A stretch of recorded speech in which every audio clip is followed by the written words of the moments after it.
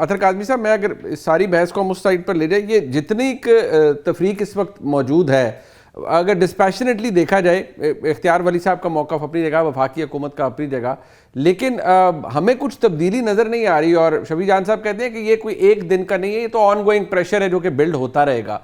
Pressure तो बहुत अरसे से बिल्ड हो रहा है, पहले गंडापुर साहब थे, अब आफरीदी साहब हैं। ये मामला सुधरेगा कहाँ जाकर आपके नज़दीक?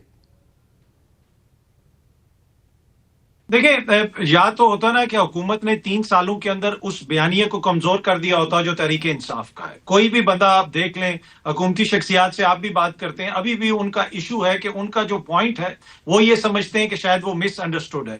लेकिन मेरी नजर में इस मुल्क में बयानिए की जंग नहीं है, इस मुल्क में डिलीवरेंस और गवर्नेंस की जंग है। ये जो बयानिए का बयानिया है ना कि जी उसका बयानिया बिक रहा है, किसी का बयानिया नहीं बिकता। अगर ये हुकूमत 3 साल से डिलीवर कर रही होती तो शायद चीजें मुख्तलिफ होती। तो हुकूमत के ऊपर जो असल प्रेशर ये है कि इन्होंने 3 सालों में डिलीवर क्या किया।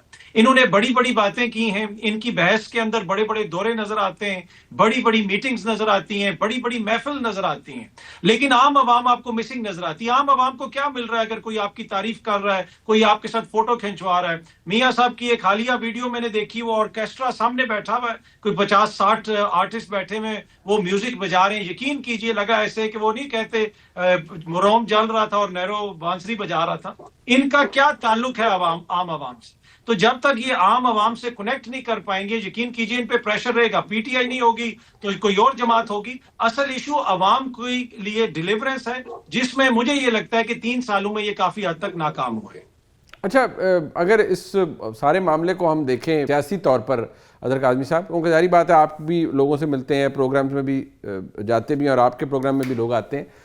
हमने अभी एक चीज़ जो मैंने महसूस की कि शायद पाकिस्तान तहरीक इंसाफ के अंदर कुछ जो लोग सामने नज़र आ रहे हैं, जैसे बैरिस्टर गौहर खान साहब हैं, उनका role with every passing day marginalise हो रहा है। उनके बारे में उनको चेयरमैन का ओहदा उनके पास है, सब कुछ है, उधर जनाब अली जफ़र साहब हैं, मोअज़्ज़ज़ शख्सियत हैं, लेकिन उनकी अहमियत पार्टी के अंदर या जो वक़ार उनका होना चाहिए वो नहीं है, बल्कि अलाउ मी टू से वो डिमिनिश हो रहा है विद एवरी पासिंग डे। ये इसकी क्या वजह है? देखिए, ये बिल्कुल आपका बड़ा इंपॉर्टेंट पॉइंट है। अगर पार्टी बाहर मजबूत होती तो यकीन कीजिए कि हुकूमत के लिए भी बहुत सारी आसानियां होनी थी। जिस तरीके से पार्टी को खत्म करने की कोशिश की गई, उससे हुआ यह कि पार्टी का अब उस तरह स्ट्रक्चर नहीं है और बहुत सारी चीजें हैं जिसमें आपको उनकी क़यादत मिसिंग नजर आती है और इख्तलाफ भी नजर आते हैं। इनके व्हाट्सएप ग्रुप्स में एक दूसरे के साथ इख्तलाफात होते हैं और यहां तक कि जो हर मंगल के रोज इमरान खान साहब की बहनें जाके वहां पे बैठ के एहतजाज करती हैं, उसके ऊपर भी पार्टी के अंदर कुछ लोग एतराज करते हैं कि ये क्यों वहां पे जाती हैं, ये तमाशा लगाते हैं वहां पे जाके।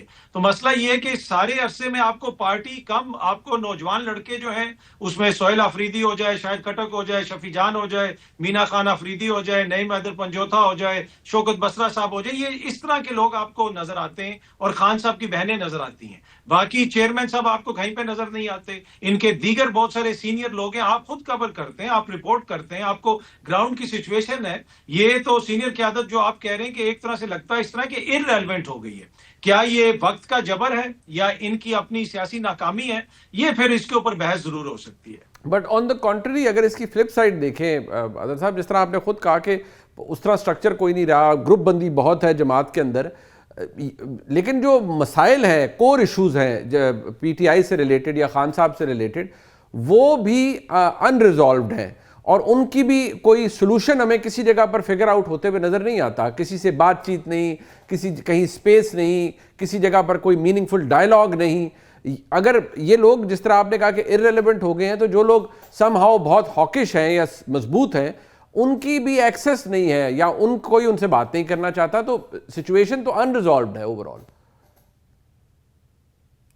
जी बिल्कुल, देखें जो ये तासुर कुछ लोग देते हैं ना कि इमरान खान साहब अभी रिहा हो जाएंगे, यहाँ पे राब्ता हो गया, वो हो गया। मैं आपको खबर की बुनियाद पे बता रहा हूँ कि इस वक्त जो भी प्रोसेस चल रहा है उसका उसका मेन रीजन ही ये है कि किसी तरीके से इमरान खान साहब को साइड लाइन किया जाए। इस सिस्टम के अंदर मुझे इमरान खान साहब के लिए कोई गुंजाइश फिलहाल नजर नहीं आती है और जो प्रेशर है वो इतना प्रेशर नहीं है सिस्टम पे कि सिस्टम सोच रहा हो कि हम इमरान खान साहब को छोड़ देंगे और इमरान खान बाहर आ जाएगा, और ना ही कहीं पे उस लेवल पे मुज़ाकरात हो रहे हैं जहां से कोई रिलीफ मिल सके या चीजें आगे बढ़ सके। हाँ, पहले ये मैं आपको बता सकता हूं, आज से तकरीबन साल पहले या 8-9 महीने पहले काफी राब्ते थे, बहुत सारी चीजें हो रही थी, लेकिन इस वक्त चीजें काफी ज्यादा, जिसे आप कह सकते हैं कि वो उस साइड पे जा चुकी हैं कि जहां पे मुझे चीजें आगे बढ़ती हुई नजर नहीं आ रही। तो ये तो पीटीआई का डायलेमा है। लेकिन दूसरी साइड पे जो सियासी कुशन हुक्मरानों ने देना है सारे निजाम को, उसमें वो भी बहुत हद तक नाकाम हुए। तो पीटीआई का अपना मसला है और हुकूमत की जो नाकामी है वो फिर पीटीआई के लिए उम्मीद पैदा करती है।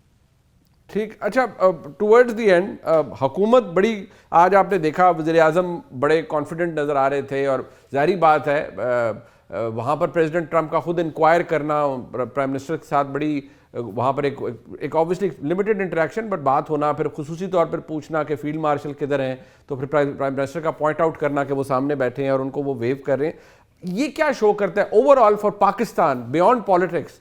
This is something which is good, and I think ये ऐसा मोमेंट तो है कि पाकिस्तान की अहमियत और पाकिस्तान की जो रिजॉल्व है towards a lot of things, वो इससे काफ़ी जाहिर होता है। देखिए, इसमें दो पॉइंट्स है मुनीब साहब। एक वो शख्सियत दुनिया की ट्रंप के, जिसके सामने आपने देखा कि मगरिब भी कैसे आपको बेबस नजर आता है। बड़ी बड़ी मगरबी ताकतें जो हैं वो उनके बड़े बड़े हुक्मरान, कोई इधर छुप रहा था कोई उधर छुप रहा था कि मेरे हवाले से ना वो कुछ कह दें।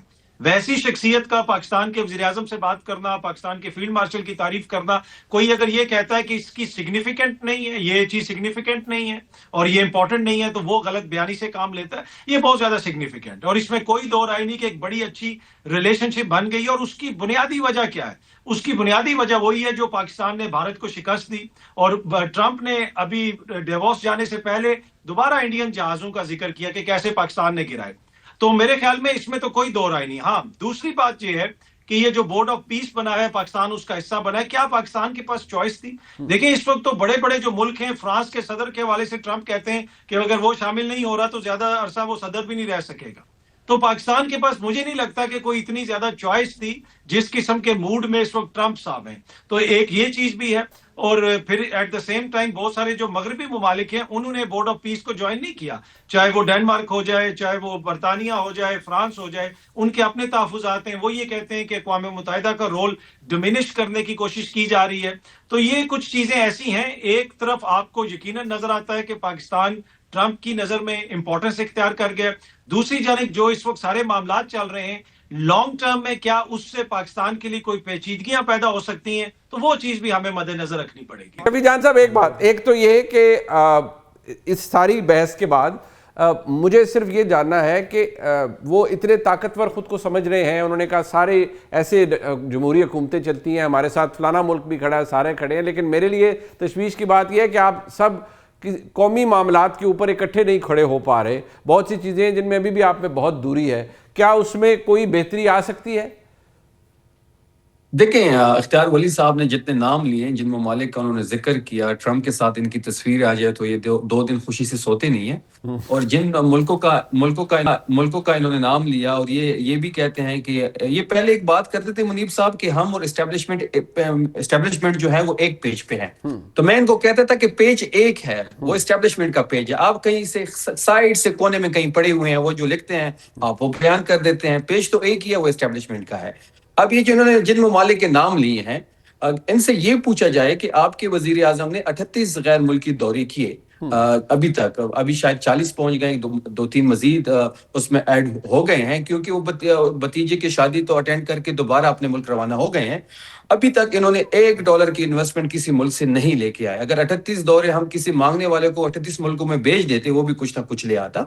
तो इंटरनेशनली और नेशनली ये बाइसी शर्मिंदगी है ना। इन पे कोई बाहर इन पे कोई एतबार करता है, और मुल्क के हालात तो आपके सामने है। ये तो मुल्क में कहीं निकल नहीं सकते। अब बाहर के लोगों के साथ भी राहदारियों में खड़े होते हैं कि चलते चलते अगर कहीं रशिया के सदर से हाथ मिल गया तो भी ठीक है, या 1.5 घंटा वेट कर लेंगे उनका कि कोई 5 मिनट उनके मिल जाए। तो ये बाहिर से शर्मिंदगी है हमारे लिए, इंटरनेशनली भी और नेशनली भी।